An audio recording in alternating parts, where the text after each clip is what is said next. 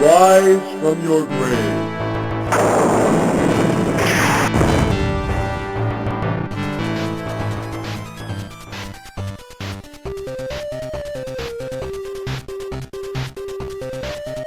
Number 7!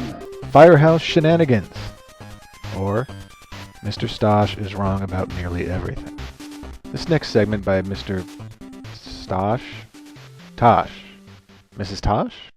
This next segment by Mrs. Tosh covers a pretty popular area of speculation about the events on the day of the Sandy Hook shooting, that being some aerial footage of the firehouse that supposedly captures incriminating shenanigans taking place that prove the official story must be a lie. Unfortunately, like everyone else in We Need to Talk About Sandy Hook, Mrs. Tosh has ignored significant facts about the case in order to make his claims, so his observations are not well informed and can be proven wrong with pretty little effort. Since shenanigans at the firehouse are the issue here, let's let Stosh present his case. Now there are plenty of reasons why people think Sandy Hook was a drill gone live. Remember the footage of the parents walking aimlessly at the firehouse? Alright, it gets really interesting in a minute. And you're going to see, without a doubt, how the people are recycling back into the building. Alright, now the helicopter's pulling out. See the line of people there? See the line of people? Alright, we're coming up to the front. Look how they're coming back in. They're taking that turn. Watch them take the turn. Up. And they're coming right back into the building. Now skeptics erroneously have attempted to denounce this evidence as manufactured and looped by YouTubers. Yet, as we can see, before the helicopter video pans out, the people are just filing right back into the firehouse. Yes, arrows were given out by various YouTubers to show the characters looping around. And yes, songs were attributed to the edited versions of the videos to clearly show how ludicrous it all is. And yes, the video is played forward and backward right before it pans out to show clearly where the people are headed. But this tape, quite clearly, is not looped, and we can clearly see people walking in circles. Again, this is a pretty popular theory about the case, that these people are walking in circles in order to create the visual of there being more people at the firehouse than there really were. Personally, I always thought it just looked like they were worried. That was before I actually looked into it, so this was just my first impression. People pace when they're worried, and maybe these were the parents who still hadn't been reunited with their kids, or people just trying to process the massive psychological trauma they're currently experiencing, so they're walking in circles. Heck, Scrooge McDuck had a room in his mansion built just for walking in a circle, and he called it the worry room. I think everyone's entitled to have some silly assumptions when they first approach an issue. After all, you have to start somewhere. But then you should actually test your assumptions. So let's do our homework. Let's do the obvious thing and establish what was going on at the firehouse when this aerial footage was filmed. Now note, it has been established through matching the highly questionable police report and the police and fire department scanner feeds with the aerial feed that we arrived at a time frame between 10:36 and 11 a.m. and that's for the helicopter footage that we see. On that topic, at first I thought Stosh was careless about establishing this timeline. So this firehouse camera footage actually takes place somewhere between 11:27 a.m. and 12:18 p.m. Not so fast. Here, Mrs. Tosh gives his counter-argument in the comments of my video. I don't know if his time frame is accurate necessarily, but he presents a quite persuasive argument that mine was not. My concern is just the truth, so I welcome on-topic, fact-based criticisms such as this. Thank you, Mr. and Mrs. Tosh, for your help with the project. Your CIA check's in the mail. So, what was going on at the firehouse during Stosh's 10:36 to 11 a.m. time frame? Well, the command post for all responding police and fire departments was set up there at around 10:51. After that point, Newtown Chief of Police Kehoe was running things. I'm sure that was in a secure room, as he couldn't well run the emergency response with panicked family members running in and out of the room. We know that officers there had a multitude of responsibilities, including assisting with reunifying children with their parents, taking statements from witnesses, assisting the superintendent, and staying with families who were still looking for their children. At the same time they were trying to establish order, the police were also trying to get written statements from everyone there. By 11:38, a transmission states that all parents without children are in the firehouse training room. If any children are located, call that person. So obviously everyone else was kicked out of that room at some point prior to that, and access was secured. Officers are interviewing the teachers and other witnesses that are at the firehouse.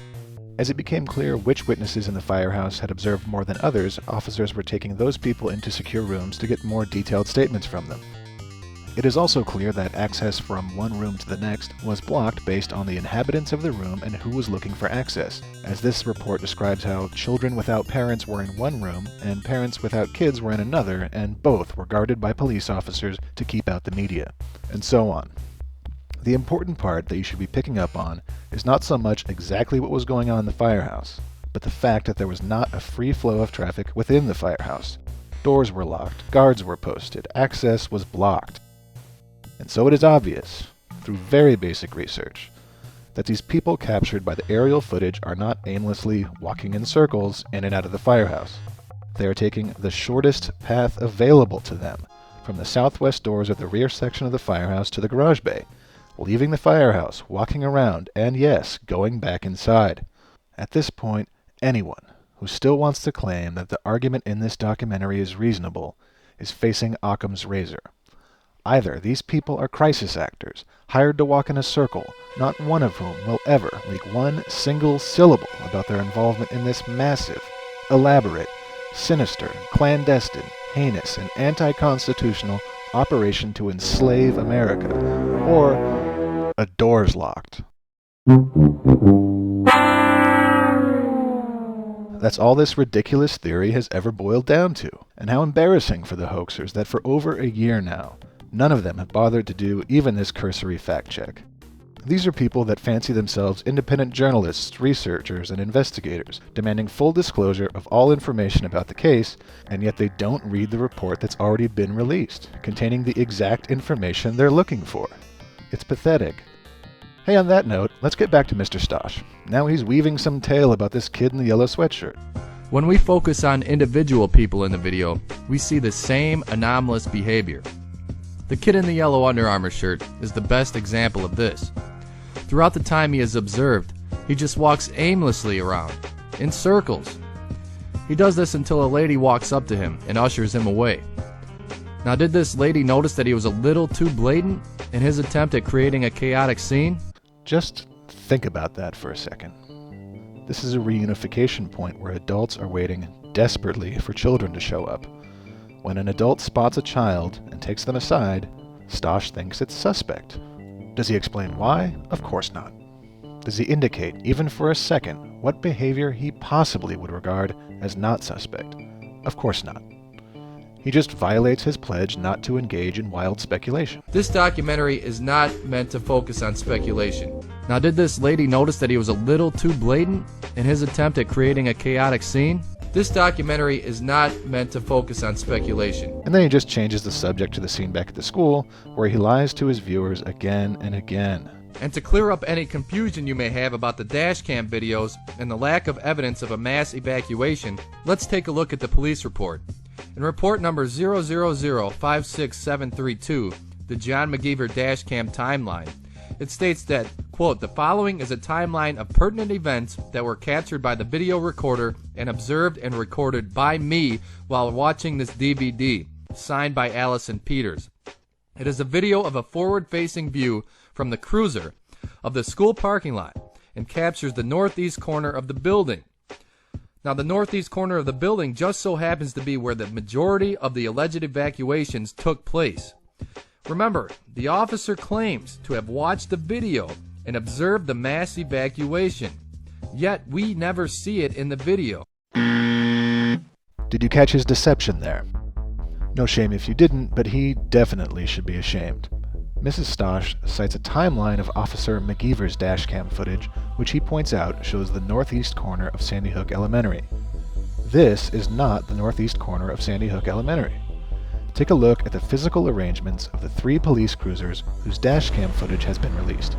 Officers McGeever, Davis, and Blumenthal. McGeever's dashcam does indeed point toward the northeast corner of the school, but Stosh is showing Davis's dashcam and trying to pass it off as McGeever's. Could this be because he knows that the clock on Davis's dashcam was 1 minute and 19 seconds slow that day, and thus will not match the timeline if you neglect to make the proper adjustments? And keep in mind, this segment was supposed to clear up any confusion you may have about the dashcam videos. Thanks, Tosh. Your misinformation really cleared up all the confusion. Remember, the officer claims to have watched the video and observed the mass evacuation. Yet we never see it in the video. These are blatant lies. The issue with Sandy Hook is the abundance of redactions and the total lack of visual and video evidence pointing to a real mass shooting. We are told many tales of what happened, but how can we trust the Connecticut State Police when they have been proven to be liars? Yes, indeed. How are you supposed to trust anyone that is a proven liar? Let's keep that concept in mind as we hear out what Stosh says next. And by the way, this next part includes some pretty graphic descriptions of the crime scene. If that's not something you want to hear, I don't blame you. Go ahead and close the video. We're almost done here. Anyone still there? Okay, here we go. How can we trust the Connecticut State Police when they have been proven to be liars?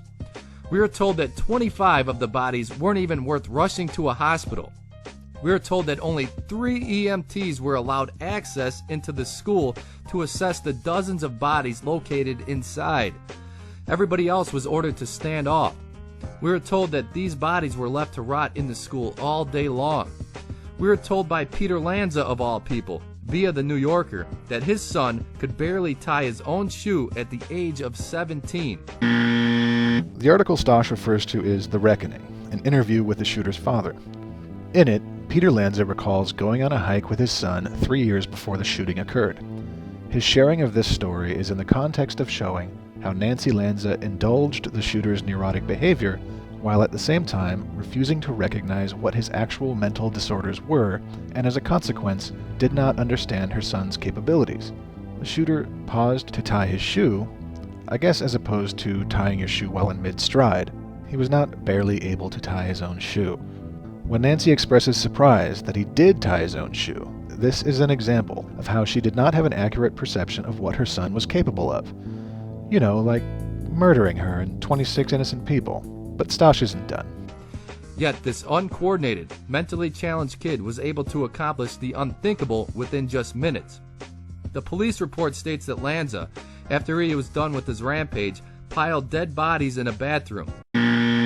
Wrong again. The report he refers to is the written statement of a first responder giving his narrative of how the day unfolded. And it states, "I then walked into a room with Sergeant Carrio. At first glance, it did not appear that there were any casualties. To the left of the room as you walk in, there was a bathroom in the corner. There was a massive pile of bodies in this room. At the time, I did not know that it was a bathroom and wondered how the suspect had the time to kill that many people and stack them in the corner of the room." I actually took Mr. Stosh to task on this when his documentary came out, and here is our exchange. By the way, this was on a comment thread on his YouTube channel. It was a public conversation. Here I explain. Your quote, "The police report states that Lanza, after he was done with his rampage, piled dead bodies in a bathroom. And you're basing that on a first responder saying what he wondered in the split second when he first saw the scene? Seriously? And you said this in a documentary that criticizes others for publishing incorrect reports?" His response, "No, I'm not bashing a first responder. I'm questioning the legitimacy of the official story. How could Lanza have had time to pile dead bodies along with all the other stuff he supposedly accomplished all in just 3 to 5 minutes? Nice try twisting my words, though." My response, "I did not twist your words. I quoted you word for word. You said, the police report states that Lanza, after he was done with his rampage, piled dead bodies in a bathroom. The police report you admit to basing this upon is the recollection of one first responder stating what he remembers wondering in the exact moment when he saw the bodies. The report does not state, at any point, that Adam Lanza physically piled dead bodies in a bathroom. Cut and dried. You're a liar and a hypocrite. What do you have to say in your defense?" Obviously, I was a little angry here, but I don't think without reason. Finally, Mr. Stosh concedes he was wrong, which I appreciate as it's the responsible thing to do, but then he lies again when he says he will be editing out this segment when he uploads it, which still has not happened. That doesn't concern me so much, though, as much as his ridiculous attempt to deny responsibility for his claims when he said he was not bashing a first responder, and then claims that his bodies in the bathroom argument was just a passing statement that didn't have any bearing on the point he was making. These are blatant lies. In fact, the only way we could really capture just how much he and everyone else in this documentary spit in the face of the first responders would be to go through a detailed timeline of everything that happened in the school that day, pausing to point out every lie they tell about it. So here we go.